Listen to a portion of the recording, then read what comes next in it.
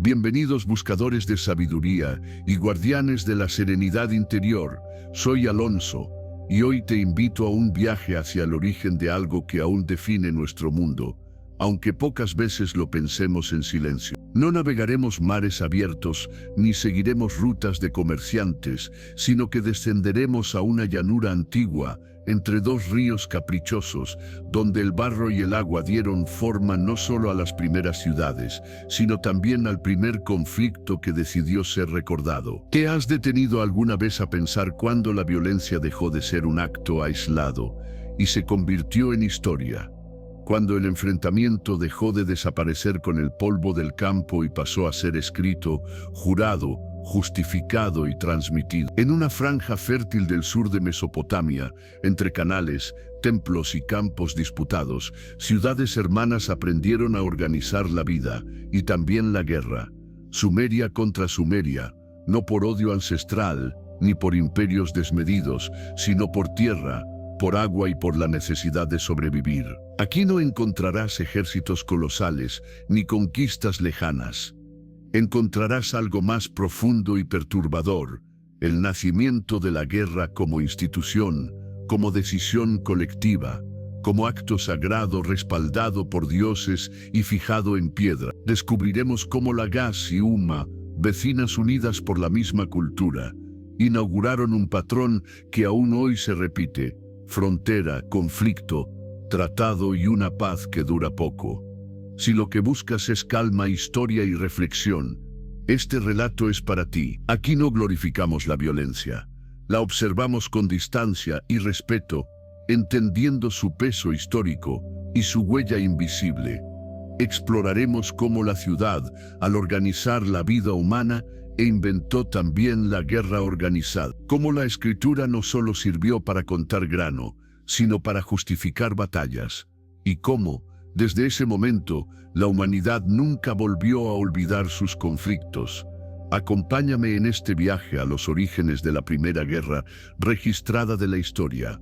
Un relato sereno, profundo y necesario. Ponte cómodo, respira despacio y deja que el barro de Sumer nos hable. Porque para comprender quiénes somos hoy, a veces es necesario escuchar el eco más antiguo de nuestra ciudad. Capítulo 1. El amanecer de Sumer.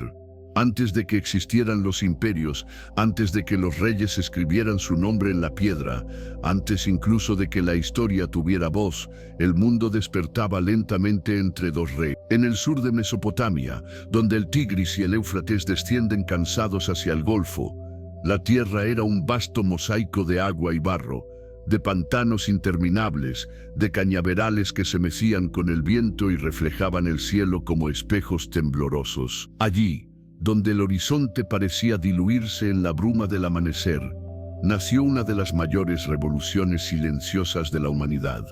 El sol se alzaba cada día sobre un paisaje vivo y cambiante. No había montañas protectoras ni bosques densos, solo llanuras abiertas, fértiles pero frágiles, que podían alimentar o destruir con la misma facilidad. Las crecidas de los ríos traían limo y promesa, pero también caos e incertidumbre. Aprender a convivir con el agua fue el primer gran desafío. Canalizarla, domarla, conducirla por surcos abiertos a mano fue el primer acto de inteligencia colectiva. Así, poco a poco el barro se convirtió en campo y el campo en hogar. En este entorno nació Sumer, no como un reino unificado, sino como una constelación de ciudades-estado independientes, cada una con su propio carácter, su propio dios protector y su propio ritmo de vida. Uruk, Ur, Lagash, Eridu, Kish, nombres que aún resuenan como ecos antiguos en la memoria del mundo. No eran simples asentamientos, sino centros de organización, de poder y de significado. Cada ciudad se levantaba alrededor de un templo, porque en Sumer lo divino y lo humano no estaban separados. Los dioses caminaban simbólicamente entre los hombres, y la ciudad era su casa en la tierra. Los templos elevados sobre terrazas de adobe dominaban el paisaje. Desde ellos se controlaba el grano, el trabajo, los intercambios y el calendario. No eran solo lugares de culto, sino auténticos corazones administrativos. Allí se almacenaban las cosechas, se repartían raciones, se registraban deudas y ofrendas. La economía, la religión y la política latían juntas en un mismo espacio sagrado. El Zigurat, escalonado y majestuoso, no buscaba tocar el cielo, sino recordar a los hombres su lugar en el orden del cosmos. La agricultura fue el pilar de todo: trigo, cebada, dátiles. La tierra bien regada ofrecía abundancia, y esa abundancia permitió algo nuevo: el tiempo. Tiempo para especializarse, para construir, para comerciar, para observar las estrellas y preguntarse por el sentido de la vida.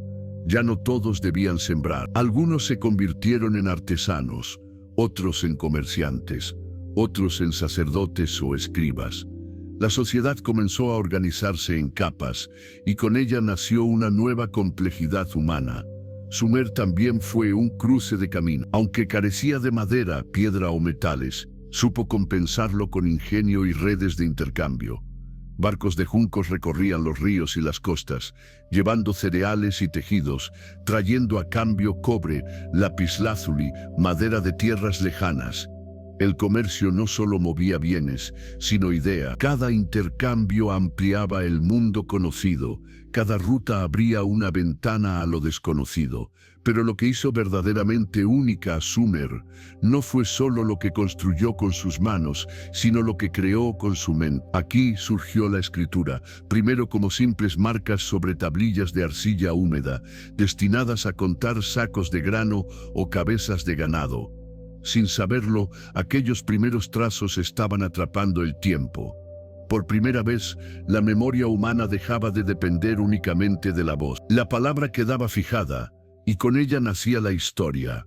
En las horas tranquilas del atardecer, cuando el calor descendía y el agua reflejaba el rojo del cielo, las ciudades de Sumer respiraban en silencio. El murmullo de los canales, el canto lejano de los trabajadores, el humo que ascendía lentamente desde los hogares, era un mundo joven, frágil y brillante, consciente de su dependencia de la naturaleza y de los dioses, pero también de su propia capacidad para transformar la realidad. Sumer fue el primer amanecer consciente de la civilización. No perfecto, no eterno, pero fundamental. Allí, entre barro y agua, el ser humano aprendió a organizarse, a escribir, a comerciar, a mirar el cielo y dejar constancia de su paso por la tierra. Todo lo que vino después, imperios, leyes, ciudades monumentales, nació de ese primer gesto humilde, el de canalizar un río y levantar una ciudad donde antes solo había silencio. Capítulo 2. Uruk, Ur, Lagash y Umma. Sumer no fue nunca un solo cuerpo, sino una mente fragmentada en muchas voluntades. Para comprenderla hay que imaginar un mapa vivo, no dibujado con líneas rígidas, sino con corrientes de agua, campos cultivados y rutas de intercambio, que se entrecruzaban sin cesar. Cada ciudad-estado era un mundo completo en sí mismo, con su propio centro sagrado, su propio gobernante y su propia memoria colectiva. Uruk, Ur, Lagash y Umma no eran simples nombres sobre la llanura mesopotámica. Eran identidades, orgullos enfrentados, voces distintas hablando el mismo lenguaje de barro y dioses. Uruk fue la más antigua y durante mucho tiempo la más grande. Se alzaba como una ciudad monumental en una tierra todavía joven, y su tamaño la convertía en símbolo de poder y ambición. Uruk estaba consagrada a Inanna, diosa del amor, la fertilidad y la guerra, una divinidad intensa, cambiante, impredecible, reflejo perfecto del espíritu de la ciudad. Bajo su protección, Uruk creció, levantó murallas, templos y barrios enteros y se convirtió en un centro cultural sin precedentes. Aquí florecieron los primeros relatos heroicos, y aquí el rey no era solo un administrador, sino un intermediario entre lo humano y lo divino. Gobernar Uruk era gobernar una idea, la de la ciudad como reflejo del orden del mundo. Ur, en cambio, miraba hacia el agua y hacia el horizonte lejano. Situada cerca de la desembocadura de los ríos, su vida estaba íntimamente ligada al comercio y a la navegación. Ur era rica, disciplinada, profundamente ritual. Su dios protector era Nana, el dios lunar, señor del tiempo, de los ciclos y de la noche silenciosa. Bajo la luz de la luna, Ur prosperó como un nodo comercial, acumulando riquezas y conocimientos traídos de tierras distantes. Su sigurat, imponente y perfectamente alineado, era una declaración de estabilidad y permanencia. En Ur, el rey se presentaba como guardián del equilibrio, responsable de mantener la armonía entre los hombres, los dioses y los ritmos del cosmos. Lagash ocupaba una posición diferente. No era una sola ciudad, sino un territorio amplio formado por varias poblaciones unidas bajo una misma autoridad. Era una ciudad de canales, de campos cuidadosamente delimitados, de fronteras sensibles. Su dios protector, Ningirsu, era una divinidad guerrera y protectora, símbolo de orden y justicia. En Lagash, el poder estaba estrechamente vinculado a la ley y a la administración del territorio. Los gobernantes de Lagash dejaron inscripciones, decretos y reformas que hablan de un intento temprano de justicia social, de límites al abuso y de responsabilidad del rey frente a los dioses y al pueblo. Era una ciudad orgullosa de su organización y de su sentido del orden. Umma, vecina directa de Lagash, fue su rival natural y constante. Separadas por tierras fértiles y canales vitales, ambas ciudades competían por el control del agua y de los campos que aseguraban la supervivencia. Umma tenía su propio dios, Shara, y su propio linaje de gobernantes, y veía en Lagash no solo un enemigo, sino un obstáculo. La rivalidad entre ambas no fue un accidente, sino una consecuencia lógica de un mundo donde la tierra fértil era limitada y el agua era poder. Las disputas por los canales se convirtieron en conflictos armados y los límites del territorio fueron marcados y remarcados con estelas, juramentos y guerras. Estas rivalidades no destruyeron Sumer, la definieron. Cada ciudad defendía su identidad con una mezcla de devoción religiosa, ambición política y orgullo colectivo. El dios protector no era una figura lejana, sino el verdadero dueño de la ciudad. El rey gobernaba en su nombre y cada victoria o derrota se interpretaba como una señal divina. Así, la guerra no era solo un enfrentamiento entre hombres, sino un choque de voluntades sagradas, una lucha entre dioses reflejada en el barro de la llanura. Al mismo tiempo, estas ciudades rivales compartían una cultura común. Usaban la misma escritura, rendían culto a dioses que a veces se superponían, comerciaban entre ellas incluso en tiempos de tensión. El enemigo de hoy podía ser el socio de mañana. El mapa de Sumer era dinámico, cambiante, siempre en movimiento. No existía una unidad política duradera, pero sí una unidad cultural profunda, tejida por siglos de convivencia, conflicto y cooperación. En este equilibrio inestable, Sumer avanzó. Las ciudades crecieron, cayeron y volvieron a levantarse. Los nombres de sus reyes fueron inscritos en arcilla con la esperanza de ser recordados, y muchos lo fueron. Uruk, Ur, Lagash y Umma no fueron solo lugares, fueron modelos tempranos de lo que significaría vivir en sociedad, competir por recursos, invocar a los dioses para justificar el poder y construir identidad a partir del territorio. En su rivalidad y en su orgullo, Sumer aprendió a ser civilización. Capítulo 3. La tierra que vale más que el oro. En Sumer no existían minas de oro ni montañas repletas de metales preciosos, pero había algo infinitamente más valioso: la tierra capaz de dar vida. En el sur de Mesopotamia, cada franja cultivable era un tesoro, y cada canal era una arteria de la que dependía la supervivencia de miles de personas. Allí, donde el desierto comenzaba a acechar a pocos pasos de los campos verdes, la riqueza no brillaba, germinaba. El verdadero poder no se medía en joyas, sino en espigas de cebada y en el control del agua que las hacía crecer. La llanura mesopotámica era generosa solo para quienes sabían entenderla. Los ríos Tigris y Éufrates no seguían un ritmo dócil ni predecible. Sus crecidas podían ser abundantes o devastadoras, tempranas o tardías, y un solo error en su manejo bastaba para arruinar una cosecha entera. Por eso, desde muy temprano, los sumerios comprendieron que sobrevivir significaba intervenir en la naturaleza sin romper su equilibrio. Así nació una red compleja de canales, diques, compuertas y acequias, construida con trabajo colectivo y mantenida generación tras generación. Cada canal era una decisión política. Abrir uno nuevo significaba desviar el agua de otro lugar. Reforzar un dique protegía un campo, pero podía dejar expuesto el vecino.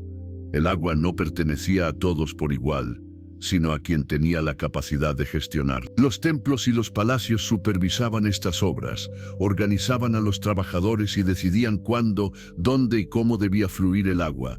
Controlar los canales era controlar el calendario agrícola, y controlar el calendario era controlar la vida misma. Las cosechas eran el resultado visible de ese delicado equilibrio.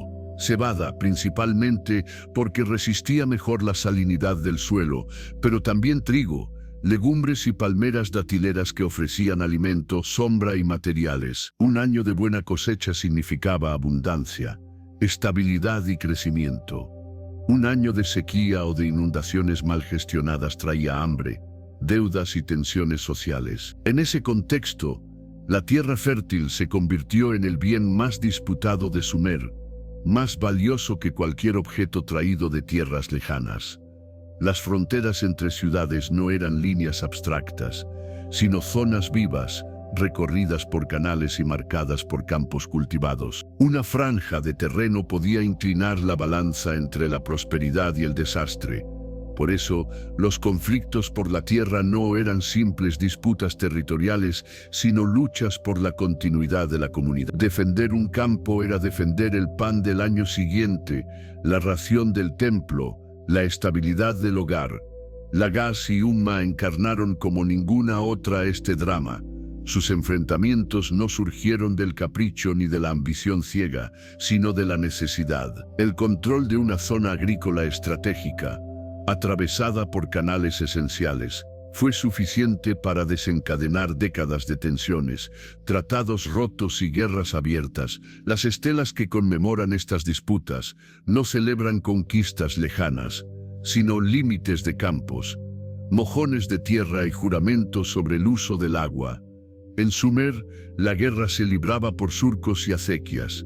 El agua también moldeó la estructura social. Mantener los canales exigía cooperación, disciplina y autoridad. Miles de manos trabajando juntas, limpiando sedimentos, reparando diques, reforzando orillas, era un esfuerzo colectivo que solo podía sostenerse mediante una organización centralizada. Así, la gestión del agua fortaleció el poder del templo y del rey, pero también creó una conciencia compartida. Nadie sobrevivía solo. El destino de uno estaba ligado al flujo del agua que compartía con los demás. Con el paso del tiempo, este sistema comenzó a mostrar sus límites. El uso constante del riego provocó la salinización del suelo, reduciendo su fertilidad. Lo que había sido fuente de vida se transformó lentamente en amenaza silenciosa. La tierra, tan valiosa como el oro, podía agotarse. Y sin embargo, durante siglos, sostuvo ciudades enteras, permitió el florecimiento de la cultura, la escritura y el comercio, y convirtió a Sumer en el corazón palpitante de la primera civilización. En Sumer, la tierra no era solo suelo, era memoria, sustento y conflicto. Cada canal trazado en el barro era una promesa y un riesgo. Cada campo defendido era una declaración de supervivencia. Allí, donde el agua decidía el destino de los ordes, la tierra valía más que el oro, porque de ella dependía todo lo demás. Capítulo 4. Los dioses mandan. Los hombres obedecen. En Sumer, nada importante ocurría sin la aprobación de los dioses. La guerra, como la siembra o la construcción de un templo, no era una decisión puramente humana, sino la manifestación visible de una voluntad superior. Los hombres no decían queremos conquistar, decían los dioses lo han ordenado. Así, la violencia dejaba de ser ambición para convertirse en deber sagrado, y la sangre derramada encontraba sentido en el lenguaje de lo divino. Cada ciudad pertenecía a su dios protector. No era una metáfora, sino una realidad asumida. El templo era la verdadera casa del dios, y la ciudad entera vivía bajo su sombra. El rey gobernaba como su representante, no como dueño del poder. Su autoridad dependía de su capacidad para interpretar correctamente la voluntad divina y ejecutarla en la tierra. Cuando una guerra comenzaba, no se explicaba como una agresión, sino como una corrección del orden cósmico, una respuesta necesaria a una ofensa, real o simbólica, cometida contra el dios de la ciudad. El templo era el centro desde el cual se articulaba esta visión del mundo. Allí residían los sacerdotes, guardianes del conocimiento sagrado y mediadores entre los dioses y los hombres. No solo dirigían rituales, sino que observaban el cielo, estudiaban los sueños, interpretaban los comportamientos de los animales y leían las señales ocultas en los fenómenos naturales. Un eclipse, una tormenta inesperada, el nacimiento de un animal deformado, todo podía ser un mensaje. Antes de cualquier decisión importante, especialmente antes de la guerra, era imprescindible consultar a los dioses y escuchar sus respuestas. Los presagios marcaban el camino. A través de la adivinación, los sacerdotes trataban de descifrar el futuro y confirmar si una acción contaba con el favor divino. El hígado de un animal sacrificado se examinaba con cuidado extremo, buscando marcas, formas y anomalías que revelaran la intención de los dioses. Cada señal era interpretada y registrada. Si el presagio era favorable, la guerra podía comenzar. Si era negativo, debía aplazarse, aunque el enemigo estuviera a las puertas. Desobedecer un presagio era desafiar al cosmos entero. Los juramentos sellaban esta relación sagrada. Los tratados entre ciudades, los acuerdos sobre el uso del agua o los límites territoriales se realizaban en nombre de los dioses. Romper un juramento no era solo una traición política, sino un sacrilegio. El castigo no dependía únicamente de la respuesta humana, sino de la ira divina, que podía manifestarse en forma de derrota, enfermedad o desastre natural. Así, la palabra dada ante los dioses tenía un peso absoluto, y su ruptura justificaba la guerra como acto de restauración moral. En este marco, el soldado no luchaba por gloria personal, sino por obediencia. Marchaba convencido de que su causa era justa porque estaba bendecida por el Dios de la ciudad. El enemigo, a su vez, no era solo un rival humano, sino el instrumento de un Dios extranjero, una fuerza que debía ser contenida o derrotada. La batalla se transformaba así en un enfrentamiento entre voluntades divinas, y el campo de guerra se convertía en un escenario sagrado donde se decidía el favor de los cielos. Incluso la derrota se explicaba en términos religiosos. Si una ciudad perdía, no significaba que su Dios fuera débil, sino que estaba momentáneamente ofendido o que había retirado su protección. La respuesta no era la duda, sino la penitencia. Más ofrendas, más rituales, más obediencia. La guerra, lejos de cuestionar la fe, la reforzaba. Cada victoria confirmaba la elección divina. Cada derrota exigía mayor devoción. De este modo, la religión impregnaba cada aspecto del conflicto. No había una línea clara entre política, guerra y culto. Todo formaba parte de un mismo sistema de sentido, donde los hombres aceptaban su papel como ejecutores de una voluntad superior. En Sumer, los dioses mandaban y los hombres obedecían. La guerra no era una elección libre, sino un mandato sagrado, y en su cumplimiento se jugaba no solo la supervivencia de la ciudad, sino el equilibrio del mundo entero. Capítulo 5. La frontera, el campo disputado. La frontera en Sumer no era una línea trazada en un mapa, sino un espacio vivo, tenso y frágil, donde la paz podía romperse con la misma facilidad con la que se rompía un dique mal mantenido. Era una franja de tierra cultivable atravesada por canales, surcos y caminos de barro, un lugar aparentemente humilde, pero cargado de un valor inmenso. Allí, en ese límite impreciso entre una ciudad y otra, se decidía muchas veces el destino de comunidades enteras. Al amanecer, los agricultores llegaban a los campos con la incertidumbre clavada en el pecho. No solo debían preocuparse por el clima o la crecida de los ríos, sino por la presencia del vecino. Un canal ligeramente desviado durante la noche podía dejar seco un campo entero. Un mojón movido, unos pasos más allá, alteraba los límites acordados y desataba sospechas inmediatas. La tierra era la misma de siempre, pero su posesión se volvía cada día más incierta. Los pastores recorrían la frontera con sus rebaños, buscando pastos temporales, cruzando espacios que a veces eran tolerados y otras veces considerados invasión.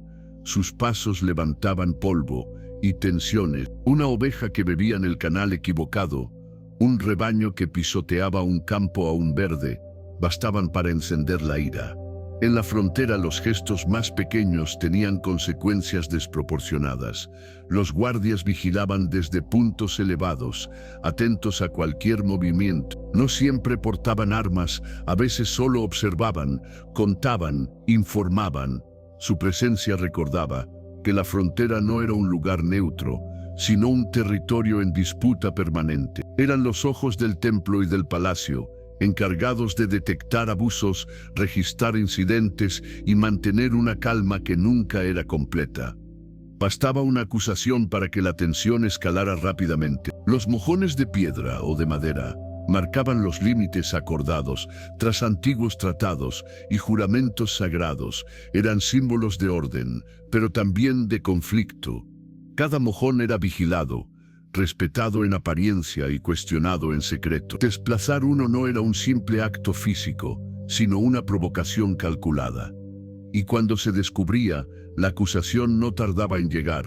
El vecino había violado el juramento, había ofendido a los dioses, había roto el equilibrio. Los canales, arterias de vida, se convertían en instrumentos de presión. Un pequeño dique levantado aguas arriba, una compuerta cerrada unas horas más de lo acordado, y el daño estaba hecho. El agua fluía hacia un lado y se negaba al otro, y con ella fluía también la sospecha. Nadie podía probar siempre la intención, pero todos conocían el efecto. En la frontera el agua hablaba más fuerte que las palabras. Las acusaciones eran constantes, se llevaban ante los administradores del templo, ante los jueces del palacio, ante los sacerdotes que debían escuchar y decidir. Cada parte juraba decir la verdad, invocando a su Dios protector. Pero la verdad en la frontera era siempre parcial, fragmentada, moldeada por la necesidad. Lo que para uno era justicia, para el otro era agresión. Y cada disputa local alimentaba una tensión mayor, acumulándose como sedimentos en el fondo de un canal. De día, la frontera parecía un lugar de trabajo cotidiano. De noche, se transformaba en un espacio de vigilancia y temor. Sombras que se movían, pasos que no debían estar allí, rumores que corrían de boca en boca. Cada ciudad observaba a la otra, midiendo fuerzas, esperando el momento en que un incidente menor se convirtiera en justificación divina para la guerra. Así, el campo disputado no era solo un escenario agrícola, sino el corazón del conflicto. En esa franja de tierra se cruzaban la necesidad, el miedo, el orgullo y la religión. La frontera era el lugar donde la vida diaria y la política se encontraban sin mediación, donde una espiga arrancada o un canal desviado podían encender una guerra. Allí, en el barro silencioso de Sumer, la paz era siempre provisional y la tierra seguía valiendo más que cualquier promesa. Capítulo 6. El primer choque. Cuando la disputa se vuelve sangre. Durante mucho tiempo, el conflicto había vivido en los márgenes de lo cotidiano, en acusaciones formales, en quejas elevadas al templo, en tablillas donde se anotaban agravios y se repetían viejos juramentos. Todo parecía aún reversible. Pero en Sumer siempre llegaba un día en que lo administrativo se agotaba, en que el lenguaje de los escribas ya no bastaba para contener la tensión acumulada en la frontera.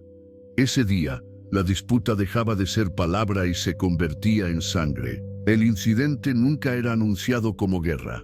Comenzaba de forma confusa, casi banal.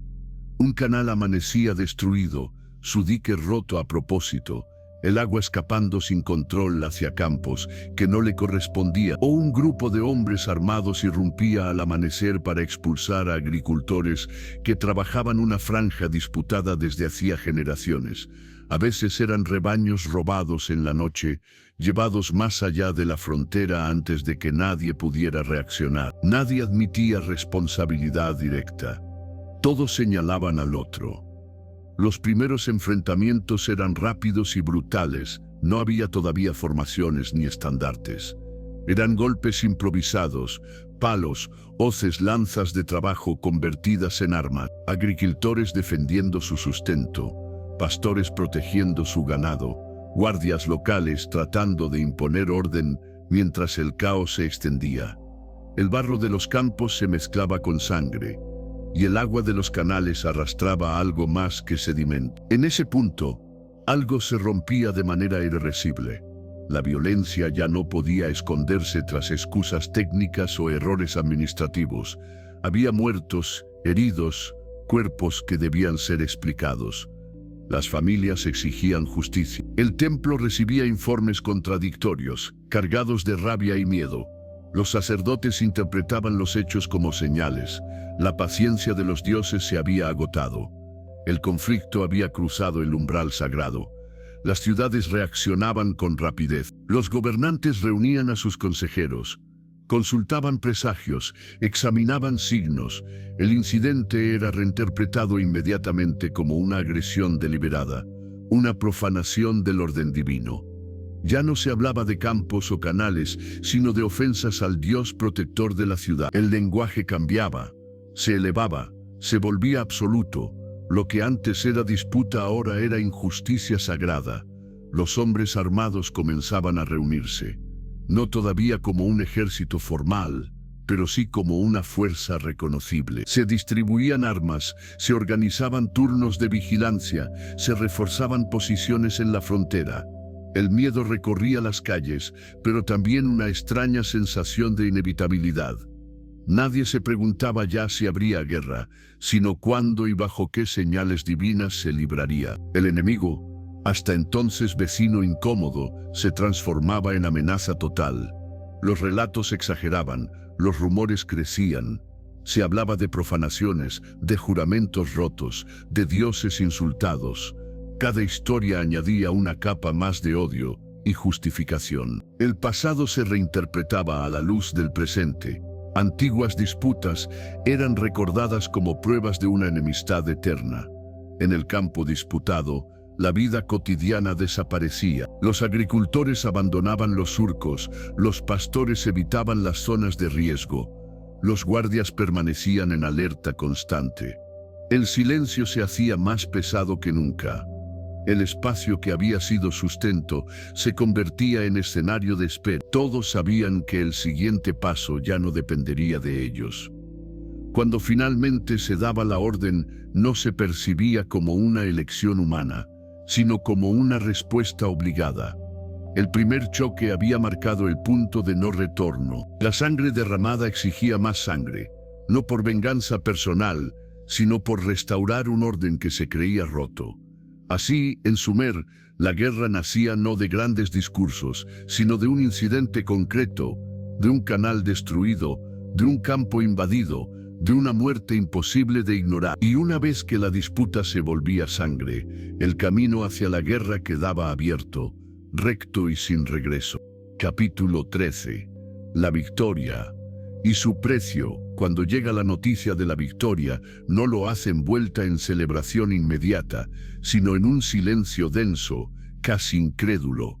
La ciudad respira, sí, pero no se alivia del todo. Los estandartes regresan, los mensajeros confirman lo esperado. El Dios ha favorecido a los suyos. Se ha vencido. La frontera está asegurada. El enemigo se ha retirado. Y sin embargo, algo esencial no vuelve con el ejército: la normalidad. La tierra por la que se luchó no es la misma. Los campos están marcados por el paso de hombres armados, por la compactación del suelo, por surcos abandonados durante semanas. Las cosechas se han perdido o han quedado incompletas. Donde debía haber verde, hay polvo. Donde debía haber orden, hay huellas confusas. La victoria garantiza la posesión, pero no devuelve el tiempo perdido ni el alimento que no creció. Los canales, arterias de vida, han sufrido. Algunos fueron destruidos de forma deliberada durante el conflicto, otros dañados por el descuido inevitable de la guerra. Dique tras dique necesita reparación urgente. El agua no fluye como antes. Cada retraso en la restauración se traduce en menos riego, en campos que esperan, en decisiones difíciles sobre a qué zonas se dará prioridad. El control del territorio ha sido recuperado, pero su funcionalidad está en entredicho. El ejército vuelve cansado. No regresa como una fuerza intacta, sino como un conjunto de hombres marcados por la experiencia. Algunos no regresan en absoluto, otros vuelven distintos, más silenciosos, más lentos. Su ausencia durante semanas o meses ha dejado vacíos en los campos, en los talleres, en los hogares. Reintegrarlos a la vida civil no es inmediato. La guerra rompe ritmos que tardan en recomponerse. Las familias celebran el reencuentro, pero pronto enfrentan la realidad. Hay menos grano del esperado, las reservas se han reducido para sostener la campaña. Los impuestos en especie, necesarios para la guerra, pesan ahora como una carga difícil de asumir. Quienes han sobrevivido deben pagar deudas acumuladas, compensar pérdidas, reconstruir lo dañado. La victoria tiene un coste económico que no se borra con rituales. El templo organiza ceremonias de agradecimiento. Se ofrecen ofrendas al Dios protector. Se proclama públicamente que la guerra fue justa y necesaria. Las estelas comienzan a planearse. El relato oficial se construye con rapidez. Porque afirmar el sentido de la victoria es también una forma de contener el descontento. Pero incluso en medio de los rituales, la realidad cotidiana se impone. El hambre no entiende de inscripciones sagradas. Los administradores trabajan sin descanso, recuentan grano, redistribuyen raciones, aplazan pagos cuando es posible. Cada decisión busca evitar el colapso social. La ciudad vencedora debe demostrar que su triunfo traerá estabilidad, no ruina, pero el margen es estrecho. Una mala cosecha posterior, una crecida inesperada, una sequía leve, pueden convertir la victoria en un recuerdo amargo. La tierra disputada, ahora oficialmente recuperada, exige inversión inmediata, trabajos forzados, reorganización de mano de obra, nuevas delimitaciones. La frontera debe ser asegurada, no solo con palabras, sino con infraestructura. La guerra ha terminado, pero el conflicto sigue presente en cada tarea de reconstrucción. El enemigo se ha retirado, pero la fragilidad permanece. Con el paso de los meses, la vida se reordena lentamente. Los campos vuelven a sembrarse, los canales a fluir. El recuerdo de la batalla se fija en relatos, en monumentos, en rituales anuales. Pero en la memoria colectiva queda algo más profundo. La conciencia de que cada victoria debilita tanto como fortalece. Que cada guerra, incluso ganada, deja una deuda con la tierra y con la comunidad. En Sumer la guerra no terminaba cuando callaban las armas. Continuaba en la reconstrucción, en el hambre contenida, en las deudas acumuladas, en el esfuerzo silencioso por volver a levantar lo que se había dañado para ganar. La victoria otorgaba control, prestigio y relato, pero su precio era alto y duradero. Y la ciudad, aún vencedora, sabía que había pagado con algo que nunca se recupera del todo: la seguridad de que el orden puede mantenerse sin quebrarse. Capítulo 14. El tratado, la frontera escrita y el juramento. Cuando el polvo se asienta y la urgencia de la guerra se transforma en cansancio, surge una necesidad tan poderosa como el conflicto mismo: cerrar, no borrar lo ocurrido, porque eso es imposible, sino fijarlo, contenerlo, darle una forma que permita a la vida continuar. En Sumer, ese intento de cierre adopta la forma del tratado. No es un gesto de reconciliación plena, sino un acuerdo solemne para detener la espiral y devolver al mundo una apariencia de orden. El tratado nace de la frontera misma, allí donde se luchó, donde se desplazaron mojones y se rompieron canales, se vuelve ahora con intención opuesta. Los representantes de las ciudades se reúnen, a veces en terreno neutral, a veces bajo la vigilancia del vencedor. No acuden solo hombres de poder, sino también sacerdotes, testigos indispensables de lo sagrado. Porque lo que se va a decidir no es solo político, es cósmico. Los límites se definen con precisión ritual. Se describen campos, canales, diques, caminos. Se nombra cada elemento del paisaje, como si al pronunciarlo se lo fijara en el tiempo. El lenguaje es exacto, repetitivo, pensado para no dejar espacio a la ambigüedad. La frontera se convierte en palabra escrita antes de volver a ser piedra o madera. El territorio, tan disputado, pasa a existir también como texto. Los mojones se recolocan o se levantan de nuevo. No son simples marcas físicas, sino símbolos visibles del acuerdo alcanzado. Cada uno representa una promesa. Hasta aquí y no más allá. Los hombres que los colocan saben que no están poniendo fin al conflicto para siempre, pero sí estableciendo un marco que permitirá juzgar el futuro. Sin mojones no hay transgresión clara. Sin transgresión clara, no hay justificación sagrada para la guerra. El juramento es el corazón del tratado. Se pronuncia en nombre de los dioses, invocando no solo al Dios protector de cada ciudad, sino a divinidades compartidas, testigos universales del pacto. Las palabras se dicen en voz alta, ante la comunidad y ante lo invisible. No cumplir el tratado no será solo una falta política, sino un crimen religioso. La promesa no se apoya en la buena fe humana, sino en el temor al castigo divino. Ese castigo se enuncia con detalle. Se enumeran las desgracias que caerán sobre quien rompa el acuerdo, cosechas perdidas, canales secos, derrotas futuras, enfermedades, abandono del Dios protector.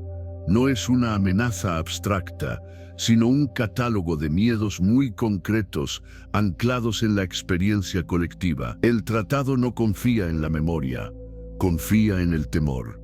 Las ofrendas sellan el pacto, animales sacrificados, alimentos ofrecidos, libaciones derramadas sobre el suelo. La sangre, el grano y el agua actúan como mediadores finales entre lo humano y lo divino. El acuerdo se entrega a los dioses para que lo custodien. A partir de ese momento, no pertenece solo a los hombres que lo firmaron, sino al orden sagrado que los trasciende. La escritura fija lo acordado. Tablillas de arcilla recogen los términos exactos del tratado, los nombres de los testigos, los dioses invocados, los límites definidos. Algunas se guardan en el templo, otras en el palacio.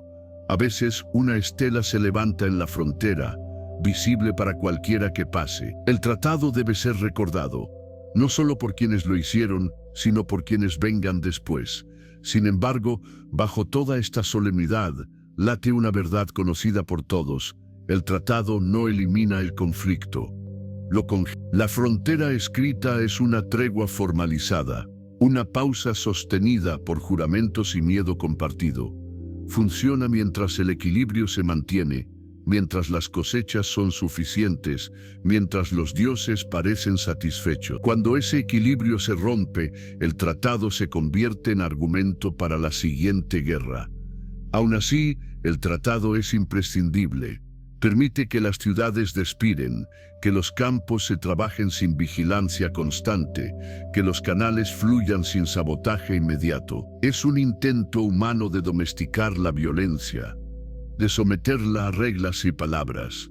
En Sumer, cerrar un conflicto no significaba olvidar, sino recordar de forma controlada, encuadrar la memoria para que no desborde. Así, la frontera escrita y el juramento no son el final de la historia, sino su suspensión temporal. Un acuerdo frágil, sostenido por la fe, el miedo y la necesidad. Pero en ese equilibrio precario reside la posibilidad de seguir viviendo. Y mientras el tratado se respete, el mundo, al menos en apariencia, vuelve a estar en orden. Capítulo 15. La paz que dura poco. La paz llega a Sumer como llega el silencio tras una tormenta, no como certeza, sino como tregua frágil. Los tratados se han sellado, los juramentos pronunciados, los mojones recolocados y las estelas erigidas. En apariencia, el conflicto ha quedado atrás.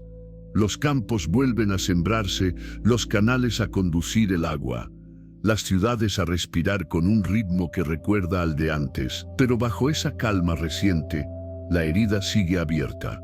La frontera no ha sanado, solo ha dejado de sangrar por un tiempo. En Sumer, la rivalidad no desaparece con la firma de un acuerdo. Permanece latente, incrustada en la memoria colectiva, en los relatos transmitidos, en la vigilancia constante del vecino.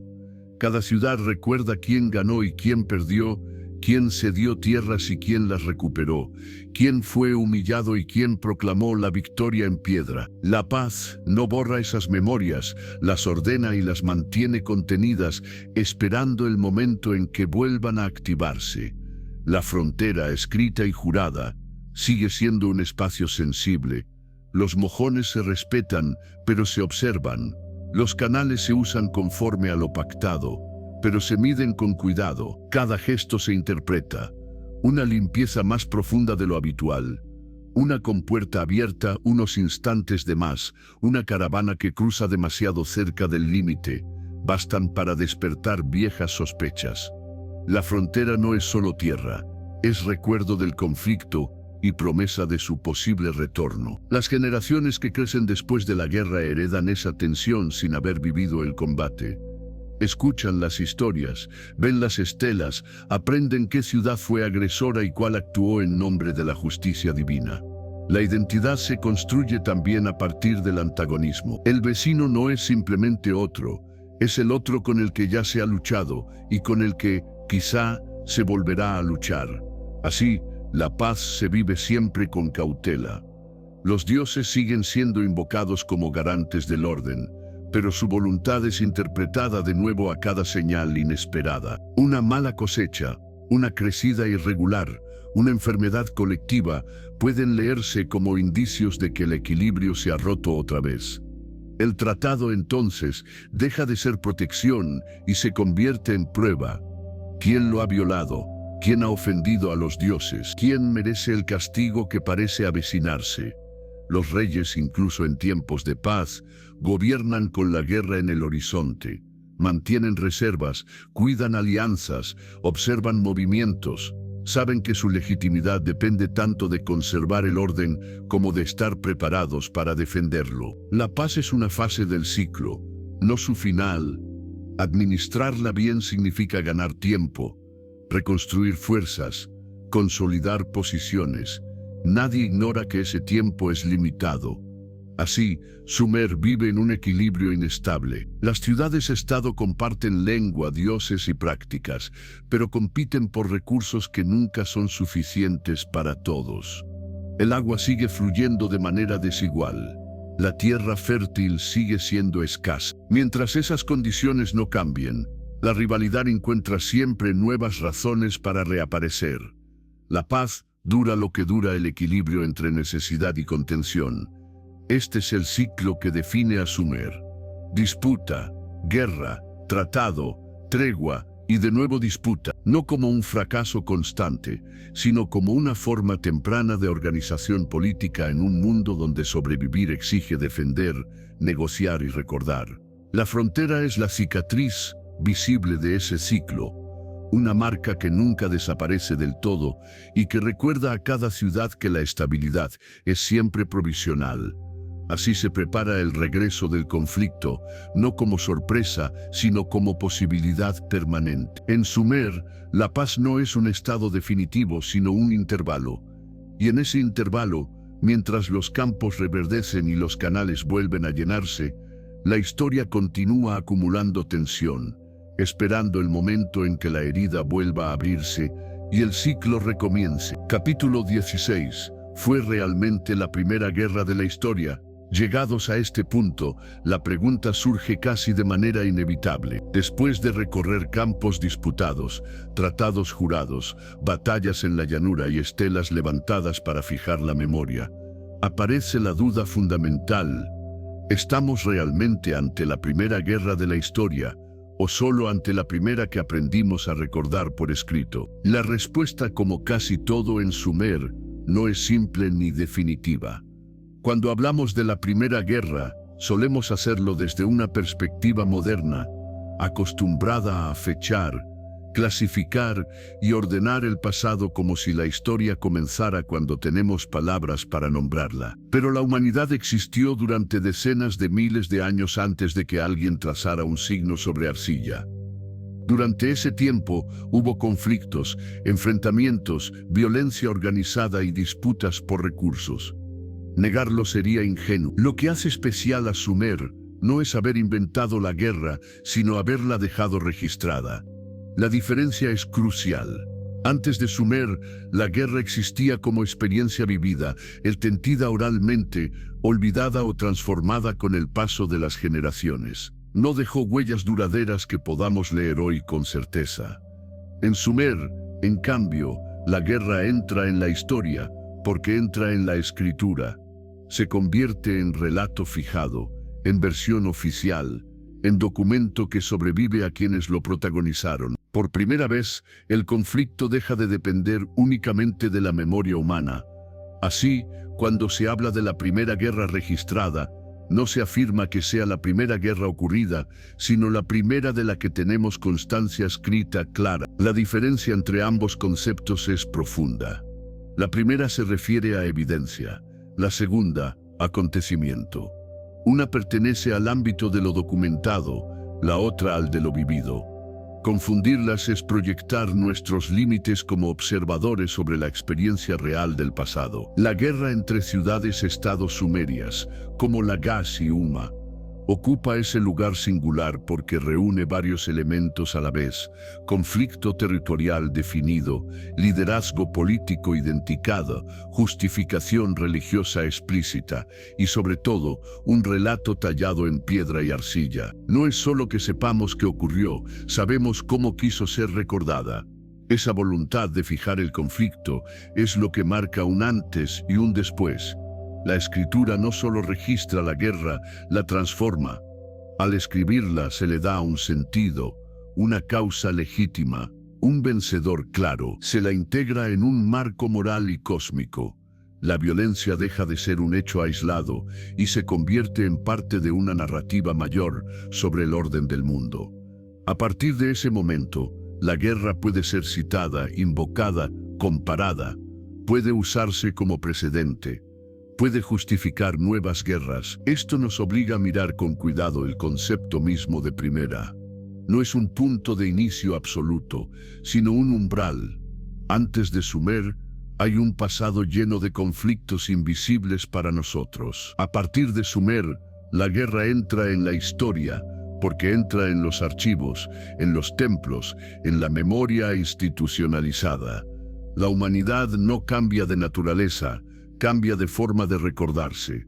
También hay otra dimensión importante. Al quedar registrada, la guerra deja de pertenecer solo a quienes la vivieron. Pasa a ser heredada por generaciones posteriores. Los hijos de Sumer no solo heredan campos y canales, heredan relatos de guerras pasadas, estelas que les dicen quién tenía razón y quién no, qué dioses castigaron y cuáles protegieron. La escritura convierte la guerra en tradición. Por eso, preguntarse si fue la primera guerra de la historia es, en realidad, preguntarse cuándo comenzó la historia tal como la entendemos. Y la respuesta apunta menos a la violencia en sí y más a la aparición de un sistema capaz de fijarla en el tiempo. La guerra es antigua. La memoria escrita de la guerra es lo verdaderamente nuevo. Sumer no inventó el conflicto, pero sí inauguró algo decisivo, la posibilidad de que la guerra fuera analizada, recordada y utilizada como argumento siglos después. Desde ese momento, ningún conflicto sería solo un hecho pasajero. Todos aspirarían a ser narrados, justificados y perpetuados. En ese sentido profundo, la guerra sumeria no es la primera por su violencia, sino por su permanencia. Y ahí reside su peso histórico, no en ser el origen de la guerra humana, sino en ser el punto en el que la guerra dejó de desaparecer con el polvo del campo de batalla y comenzó a vivir en palabras, en piedra y en memoria. Desde entonces, la humanidad no solo lucha, también escribe por qué luchó. Y esa diferencia, silenciosa pero radical, es la verdadera herencia de Sumer. Capítulo 17. El legado. La guerra como invento de la ciudad. Cuando se observa Sumer desde la distancia del tiempo, resulta tentador separar sus logros de sus conflictos, admirar la escritura, las leyes, el comercio y la organización sin mirar demasiado de cerca la violencia que los acompañó.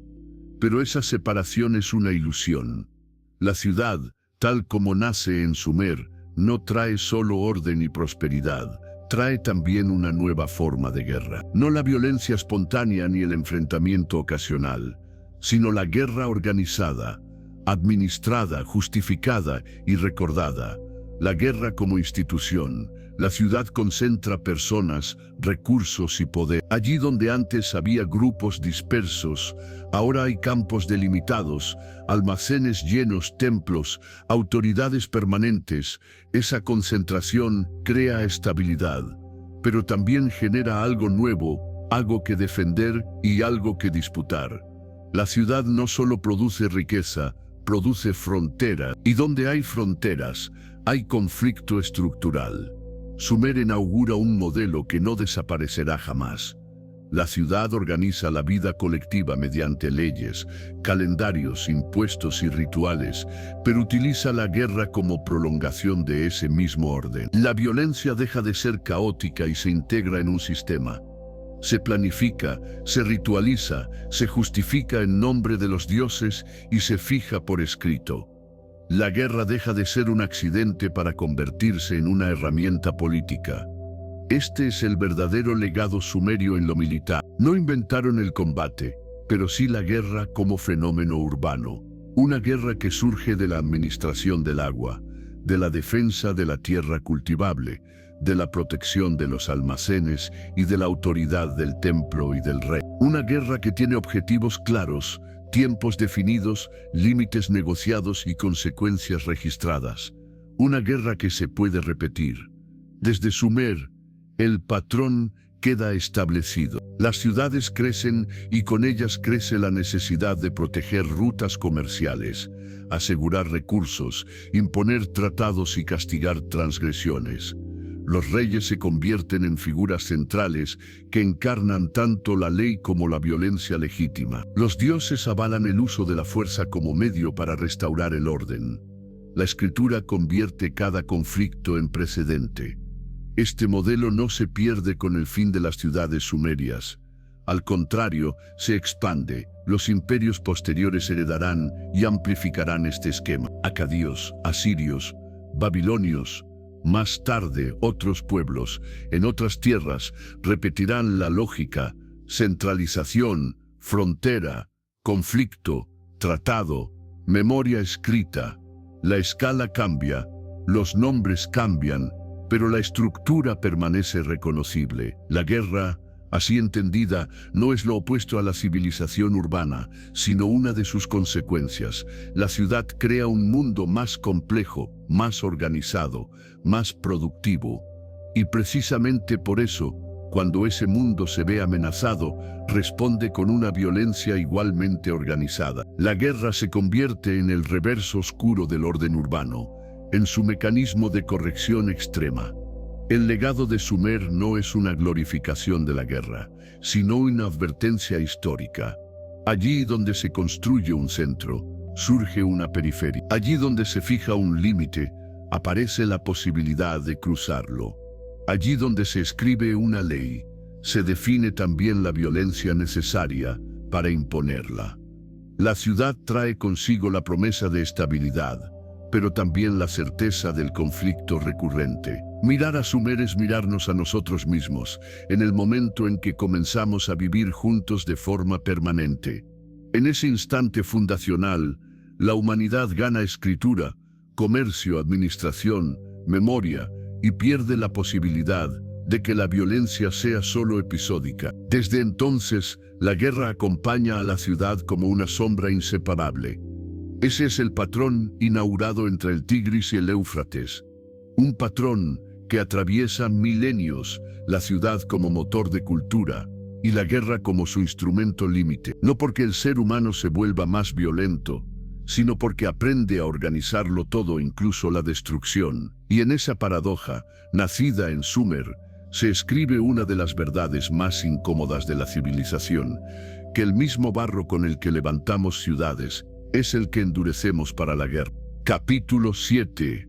Reyes de barro y bronce.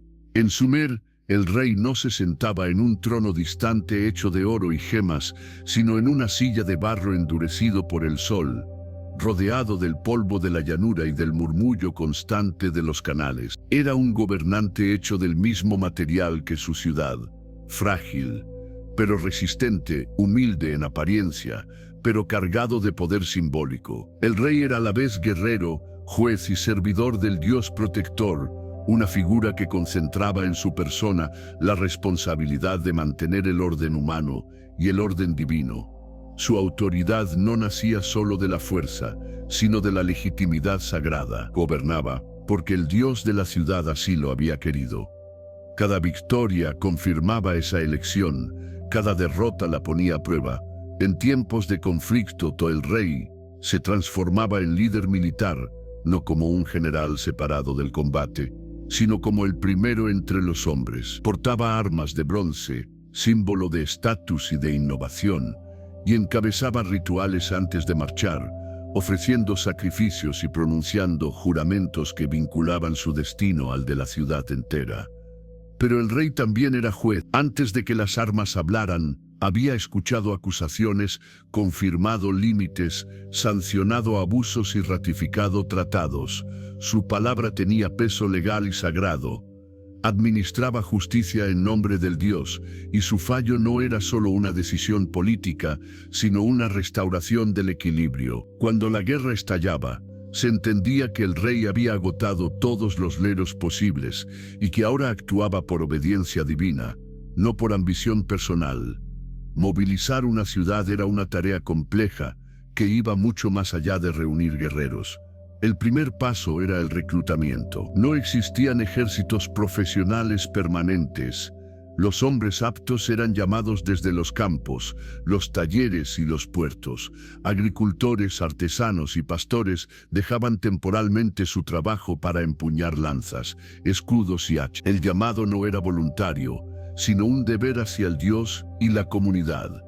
Negarse significaba desafiar al orden establecido y poner en riesgo la protección divina. El sustento de esa movilización recaía en la economía del templo y del palacio. Los impuestos no se pagaban en monedas, sino en grano, aceite, lana y otros productos básicos. Durante años de paz, estos tributos se acumulaban en grandes almacenes de adobe, cuidadosamente gestionados por escribas. Cada ración estaba registrada en tablillas de arcilla, cada entrega contada. En tiempos de guerra, esas reservas se convertían en la base logística del conflicto. El grano alimentaba a los soldados, pero también a sus familias, que quedaban atrás. Mantener el flujo de raciones era esencial para evitar el descontento y el colapso social. El rey debía asegurar que nadie pasara hambre mientras los hombres estaban ausentes. El almacenaje, por tanto, era una forma de poder silencioso. Quien controlaba los graneros controlaba la capacidad de resistir. La ciudad entera se reorganizaba. Los talleres producían armas y herramientas. Los carros eran preparados. Los animales de carga asignados. Los sacerdotes acompañaban el proceso, interpretando señales y realizando rituales para asegurar el favor divino. Todo se hacía de manera pública y ritualizada, para que nadie dudara de que la movilización respondía a una necesidad sagrada. El rey, en medio de todo, era la figura que unía estos esfuerzos dispersos. No era un dios, pero caminaba muy cerca de ellos. Su cuerpo, hecho de barro como el de cualquier otro hombre, se revestía de bronce en la guerra, símbolo de protección y autoridad. Si caía, no solo moría un líder, sino que se ponía en peligro el vínculo entre la ciudad y su Dios. Por eso su vida y su destino estaban inseparablemente ligados a los de su pueblo. Así eran los reyes de Sumer, gobernantes de ciudades jóvenes, cargados de responsabilidades absolutas, sostenidos por la fe, el grano y las armas. Reyes de barro y bronce, cuya grandeza no residía en palacios eternos, sino en su capacidad para mantener unida a la comunidad en los momentos en que la paz se rompía y la guerra se volvía inevitable. Capítulo 8. El ejército sumerio. Disciplina, miedo y formación. El ejército sumerio no nació como una máquina perfecta de guerra, sino como una extensión organizada de la vida civil, una respuesta colectiva a un mundo donde la paz nunca estaba garantizada. No existían soldados profesionales en el sentido moderno, pero sí hombres entrenados, convocados y disciplinados cuando la ciudad lo exigía. La guerra era una interrupción brutal de la rutina, y precisamente por eso debía ser contenida por reglas, rituales y jerarquías claras. Sin orden, el miedo lo devoraría todo. La base del ejército sumerio era la infantería. Hombres comunes llamados desde los campos y los talleres formaban filas compactas, conscientes de que su fuerza no residía en el individuo, sino en el grupo.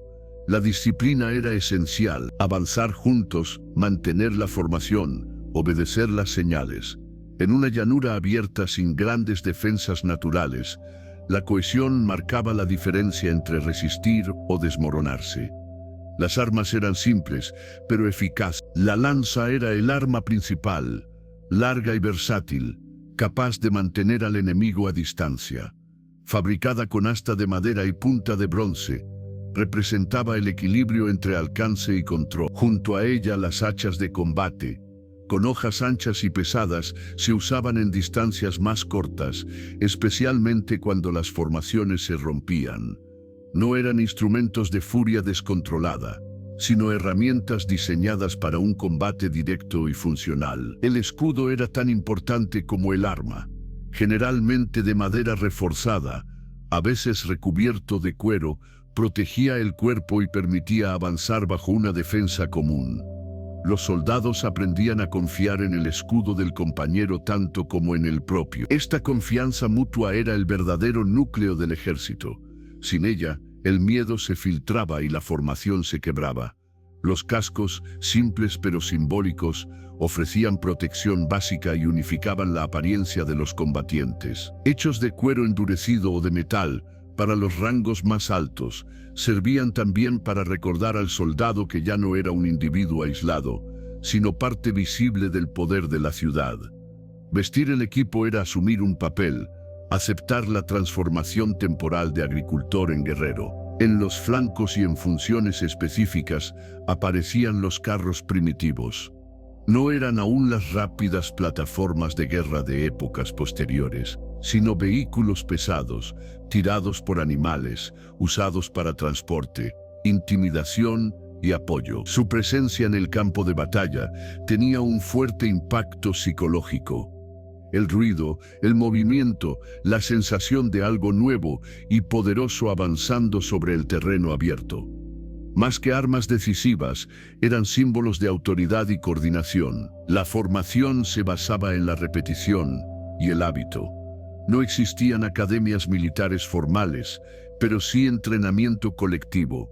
Los hombres aprendían a marchar, a mantener filas, a responder a señales visuales y sonoras. El miedo estaba siempre presente, pero se gestionaba mediante la rutina y la obediencia.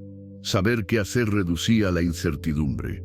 Saber que el compañero haría lo mismo ofrecía una sensación mínima de control. El miedo no era negado, sino aceptado como parte del combate. Los textos y las representaciones no glorifican el caos, sino la firmeza. El soldado ideal no es el más feroz, sino el que mantiene su posición. La verdadera amenaza no era tanto el enemigo como el pánico. Por eso, la figura del rey o de los oficiales visibles al frente tenía tanta importancia. Ver al líder mantenerse firme ayudaba a sostener la moral. El ejército sumerio avanzaba despacio, de manera contenida, consciente de que cada paso debía ser medido. No buscaba la destrucción total, sino imponer control sobre el territorio disputado, asegurar canales, campos y caminos. La batalla era un medio, no un fin. El objetivo era restaurar un orden favorable, no sumir la región en el caos absoluto. Así, entre disciplina, miedo y formación, el ejército sumerio se convirtió en una herramienta eficaz para su tiempo. No era invencible ni sofisticado, pero estaba profundamente integrado en la estructura social y religiosa de la ciudad. Era el reflejo armado de una civilización que luchaba no por gloria abstracta, sino por supervivencia, equilibrio y continuidad en una tierra donde cada campo y cada canal podían decidir el destino de generaciones enteras. Capítulo 9. Propaganda tallada en piedra.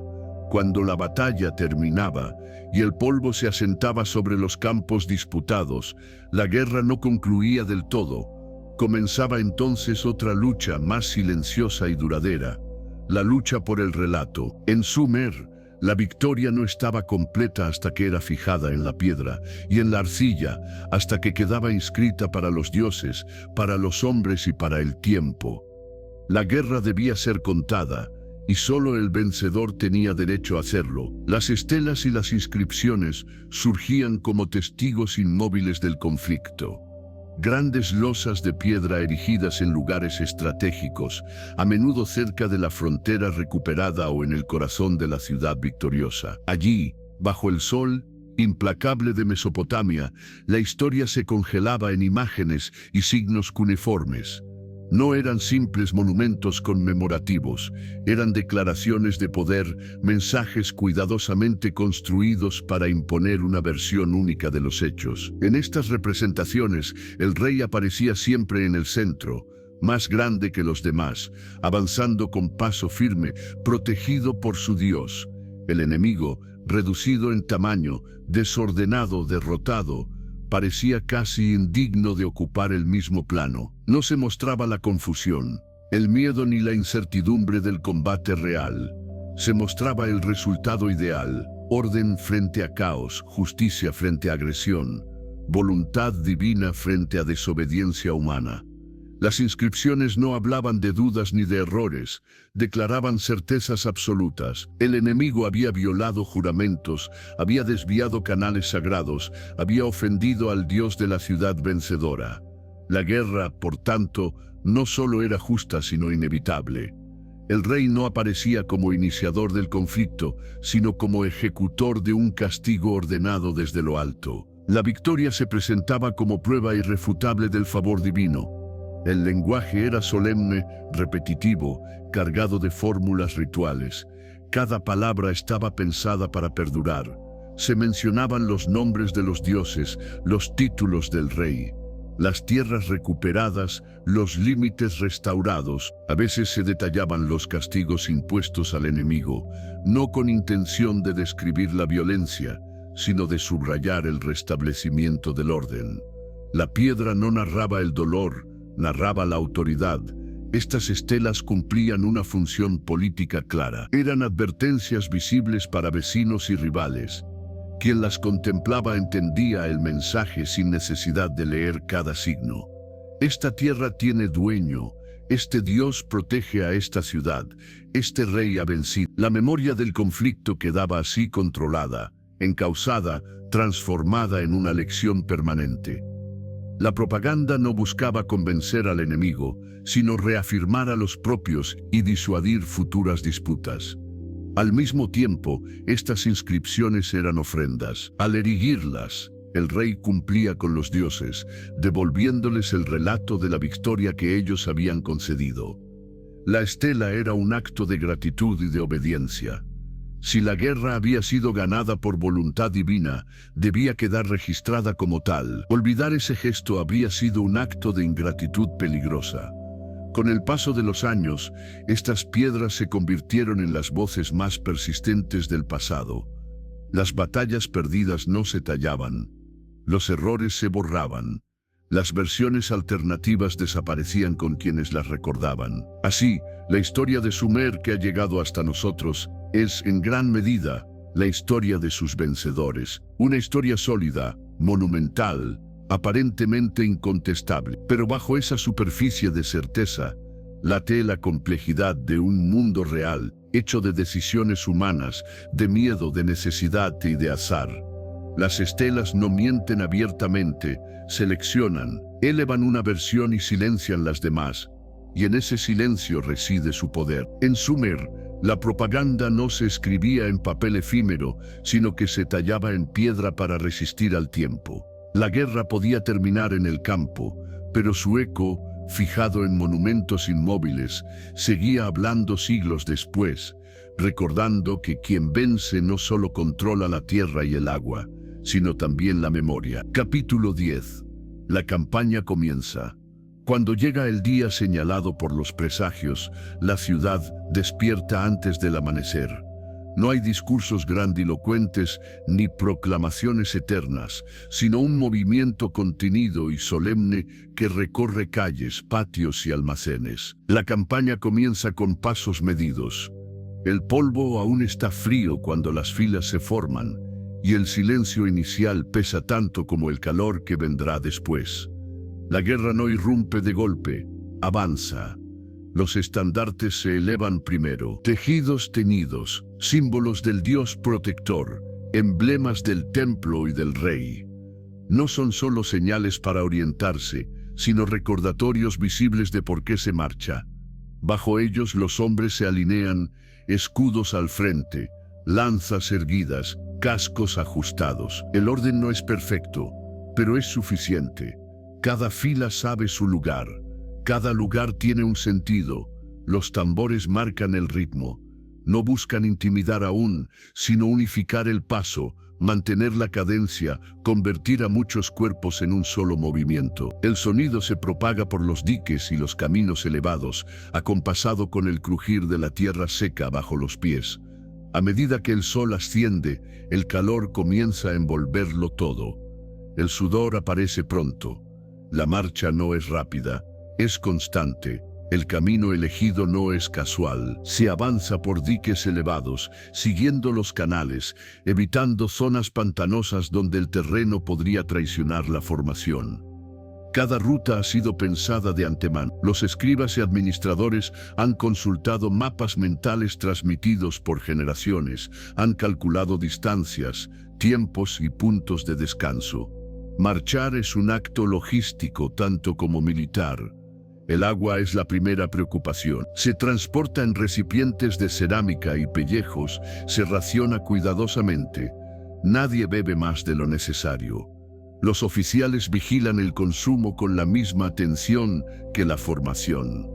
El calor no perdona errores. Los puntos de abastecimiento están definidos, pozos conocidos, tramos de canal controlados, lugares donde el ejército puede reponer fuerzas sin dispersarse. La comida viaja con la columna. Panes de cebada secos, dátiles, raciones simples pero energéticas. El grano almacenado durante años comienza a cumplir su propósito. Cada soldado sabe que come gracias al trabajo de muchos que se han quedado atrás. Esa conciencia refuerza la disciplina. No hay abundancia, pero sí previsión. El reconocimiento precede al cuerpo principal. Pequeños grupos avanzan por los márgenes, observan movimientos, inspeccionan canales, buscan señales del enemigo. No se trata de descubrir ejércitos ocultos, sino de leer el paisaje, un dique reforzado, un canal recién limpiado, huellas en el barro. La tierra habla a quien sabe escucharla. En Sumer, el terreno es siempre parte del conflicto. La marcha avanza entre campos ahora vacíos, surcos abandonados, palmeras inmóviles bajo el sol. A veces aparecen aldeas silenciosas, cuyos habitantes observan desde lejos o se han retirado por completo. El paso del ejército transforma el paisaje. Donde hay filas, hay tensión. Donde hay estandartes, hay decisión. La presencia armada redefine el espacio incluso antes del combate. El rey marcha visible. No siempre al frente absoluto, pero nunca oculto. Su figura es punto de referencia, eje simbólico de la columna. Verlo avanzar confirma que la campaña es real, que el compromiso es total. Los sacerdotes acompañan la marcha, realizando pequeños rituales, observando señales, manteniendo la conexión con lo divino incluso en movimiento. La guerra no suspende la religión, la transporta. Con cada jornada, el cansancio se acumula, el polvo se pega a la piel, el calor endurece el ánimo, pero la formación se mantiene. La campaña no busca la velocidad extrema, sino la llegada en condiciones de luchar. Preservar fuerzas es tan importante como avanzar. La disciplina se convierte en la verdadera arma. Así comienza la campaña sumeria, no con choques inmediatos, sino con una marcha pesada, organizada y consciente. Polvo, calor, estandartes y tambores avanzando por diques antiguos. Cada paso acerca al enfrentamiento, pero también reafirma el orden que sostiene al ejército. Antes de la batalla está la marcha, y en esa marcha la guerra ya ha comenzado. Capítulo 11. Batalla en la llanura. La llanura se abre ante ambos ejércitos como un espacio inevitable. No hay murallas ni canales que separen, solo tierra firme. Cielo abierto y el silencio tenso que precede a lo irreversible. Aquí, donde tantas veces se sembró y se cosechó, ahora se decide algo distinto. No solo quién controla el campo, sino qué ciudad impondrá su versión del orden. La batalla no comienza con el choque, sino con la espera. Las filas se organizan con lentitud medida. Los oficiales repiten órdenes simples, claras, destinadas a sostener la cohesión. Avanzar cuando se indique, mantener la línea, no romper la formación. El enemigo está a la vista, reconocible por sus estandartes, por la disposición de sus hombres, por la forma en que ocupa el terreno. No es un desconocido, es el vecino convertido en adversario histórico. Los tambores marcan el ritmo final. No aceleran, afirma. El sonido se extiende por la llanura y rebota en los cascos, en los escudos, en el pecho de los hombres.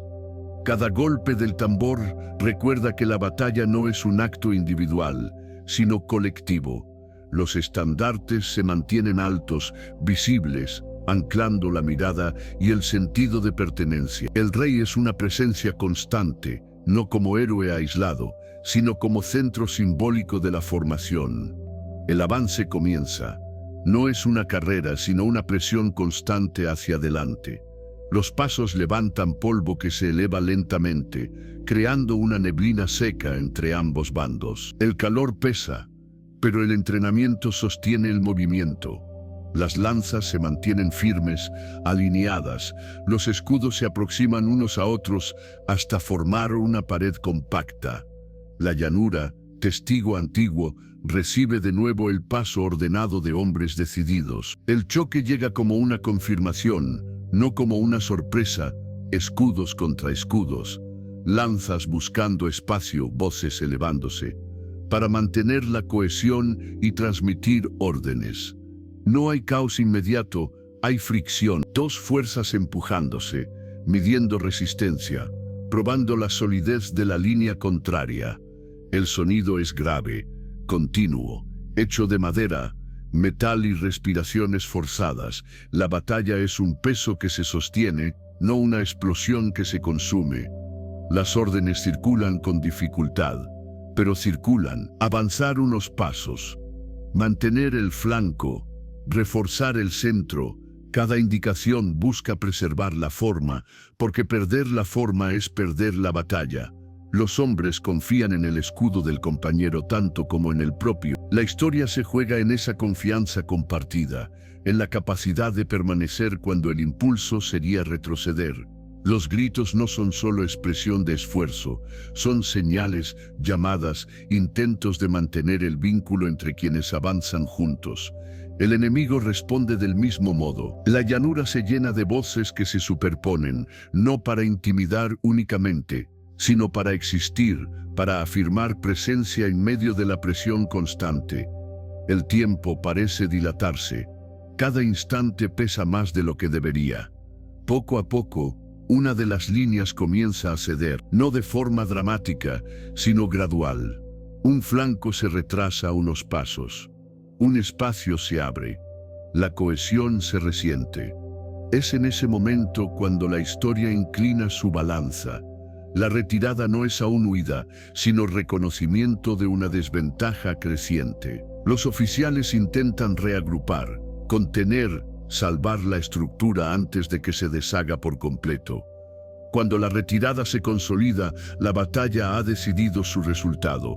No hace falta perseguir hasta el límite. El objetivo no es la aniquilación, sino el control. El campo queda en manos de uno, y con él, el derecho a declarar qué ha ocurrido allí. Los vencedores mantienen la formación, asegurando el terreno, mientras los vencidos se alejan, cargando con la certeza de haber perdido algo más que una posición. La llanura recupera lentamente su silencio. El polvo desciende. Los estandartes permanecen visibles. No hay celebración inmediata. Hay reconocimiento del momento. Aquí, en este espacio abierto, se ha decidido el curso de una frontera, el destino de una cosecha futura, la validez de un juramento antiguo. La batalla en la llanura no es solo un enfrentamiento armado, es un acto fundacional que será recordado, reinterpretado y tallado en piedra. Así, el peso histórico de la batalla se impone, no por la violencia en sí, sino por sus consecuencias duraderas. En Sumer, cada choque en la llanura añadía una capa más a la memoria colectiva, una huella que sobreviviría al polvo y al calor, fijada en relatos, rituales y estelas. La llanura volvía a ser campo algún día, pero nunca olvidaba haber sido escenario de la historia. Capítulo 12. La ciudad tiembla, miedo dentro de las murallas. Mientras la batalla se decide en la llanura abierta, lejos de los muros, la ciudad vive otra guerra distinta, silenciosa y profunda. Tras las murallas de adobe, el tiempo parece detenerse. Cada sonido llega deformado, cada rumor se amplifica y la espera se vuelve una carga casi insoportable. La ciudad tiembla no por el impacto directo de las armas, sino por la incertidumbre de no saber qué llegará primero, la victoria, la derrota o la noticia de una pérdida irreparable. Las puertas permanecen cerradas. Los guardias miran al horizonte con atención constante, buscando señales en el polvo lejano, en el vuelo inquieto de las aves, en cualquier indicio que anticipe el desenlace. Dentro, las calles están más silenciosas de lo habitual. Los talleres han reducido su actividad. Los mercados funcionan a medias. Nadie habla en voz alta. La guerra, aunque esté fuera, se ha instalado en cada rincón de la ciudad. Las familias esperan.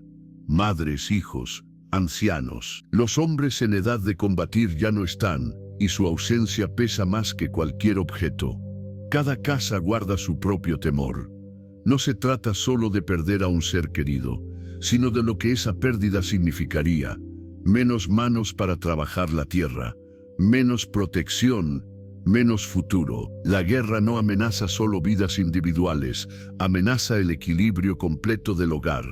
En los templos, la actividad no cesa. Al contrario, se intensifica. Los sacerdotes realizan rituales continuos. Queman ofrendas, recitan plegarias antiguas, invocan a los dioses con insistencia creciente. El templo se convierte en refugio espiritual, pero también en espacio de ansiedad compartida. Las personas se reúnen allí no solo por devoción, sino porque necesitan sentir que no están solas, que alguien humano o divino escucha su miedo. Los dioses son interpelados sin descanso. Se les recuerda las ofrendas pasadas, los juramentos cumplidos, la lealtad demostrada durante generaciones. Se les pide protección, pero también explicación. ¿Por qué esta guerra? ¿Qué ofensa debe ser reparada? La fe no elimina el temor, pero le da forma, lo convierte en palabras, en gestos, en ritual. El miedo sin sentido sería insoportable. El miedo encuadrado en lo sagrado se vuelve, al menos, compartido. Los almacenes son vigilados con especial cuidado. El grano acumulado durante años representa la posibilidad de resistir si la guerra se alarga o si la derrota trae represalias. Cada puerta cerrada, cada registro revisado, recuerda que la guerra no se limita al combate. Incluso una victoria puede dejar a la ciudad exhausta. La administración continúa, pero bajo una tensión constante. Cada tablilla escrita durante esos días lleva implícita la pregunta de si habrá un mañana estable para archivarla. Los rumores recorren las calles como corrientes invisibles. Alguien ha visto polvo acercarse. Alguien ha escuchado gritos llevados por el viento. Alguien dice que los dioses han enviado una señal favorable. Cada versión se mezcla con las demás, creando un clima de inquietud que ningún muro puede contener. El miedo se filtra en conversaciones breves, en miradas esquivas, en el modo en que las personas se mueven por la ciudad. La noche es el momento más difícil. Sin la distracción del trabajo y con el silencio amplificado, la imaginación ocupa el espacio. Los templos mantienen luces encendidas, los hogares se agrupan alrededor del fuego, dormir se vuelve irregular. La ciudad, acostumbrada al ritmo de los canales y los mercados, late ahora al ritmo de la espera. La guerra, así vivida, es un trauma colectivo. No afecta solo a quienes empuñan armas, sino a toda la comunidad. Marca a los niños que observan el miedo en los adultos, a los ancianos que recuerdan conflictos pasados, a los sacerdotes que cargan con la responsabilidad de interpretar el favor divino. Incluso cuando la batalla termina, la ciudad no vuelve inmediatamente a ser la misma. Porque dentro de las murallas, la guerra deja huellas invisibles, enseña la fragilidad del orden, la dependencia mutua, el precio de cada decisión tomada lejos del hogar. La ciudad tiembla no solo por lo que puede perder, sino por lo que aprende sobre sí misma. En Sumer, la guerra no era solo un evento externo, era una experiencia total que atravesaba cuerpos, creencias y memorias, dejando cicatrices que perduraban mucho después de que el polvo del combate se asentara.